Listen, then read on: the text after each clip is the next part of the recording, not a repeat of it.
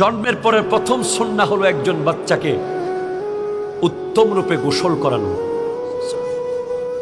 এর আগে একটা সুন্নাহ আছে, সেটা হলো তার ডান কানে আজান দেওয়া, বাম কানে ইকামত দেওয়া।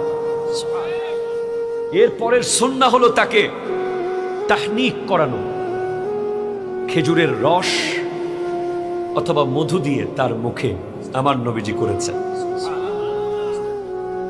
মিষ্টান্ন। এরপরে সুন্নাহ হচ্ছে তার মাথার চুলগুলো কামিয়ে সেই পরিমাণ স্বর্ণ অথবা রৌপ্য হাদিয়া দিয়ে দেওয়া।